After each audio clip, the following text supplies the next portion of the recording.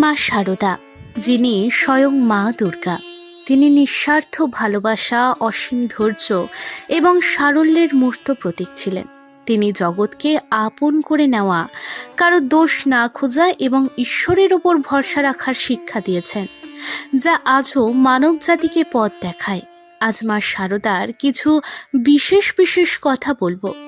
তবে বলবো, যদি আপনি মা শারদার সত্যিকারই ভক্ত হয়ে থাকেন, তবে চ্যানেলটিকে সাবস্ক্রাইব করে পাশে থাকবেন, কমেন্টে লিখবেন জয় মা শারদা এবং পুরো ভিডিওটি দেখবেন।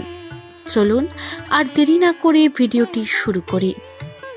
মা শারদা শেখালেন রাগ কমানোর মহামন্ত্র।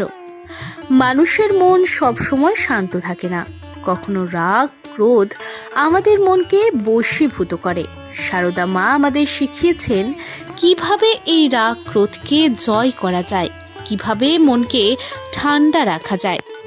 একবার এক শিষ্য মাকে জিজ্ঞাসা করেছিলেন, মা, আমার খুব রাগ হয়, কিছুতেই রাগ থামে না, কি করব মা? শিষ্যের এরূপ প্রশ্নে মা হেসে বলেছিলেন, রাগ হয়ে যায় বাবা, মানুষ রক্ত মাংসের, কিন্তু রাগ গিলে ফেলতে শিখতে হবে। যখন রাগ হবে তখন কথা বলবি না, চুপ করে থাকবি।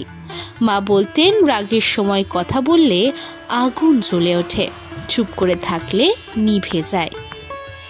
একবার শ্রী শ্রী মা শারদা কামারপুকুর থেকে পায়ে হেঁটে দক্ষিণেশ্বরে যাচ্ছিলেন। সঙ্গে ছিলেন আরও বেশ কয়েকজন মহিলা। কামারপুকুর থেকে আরামবাগ কয়েক মাইল পথ।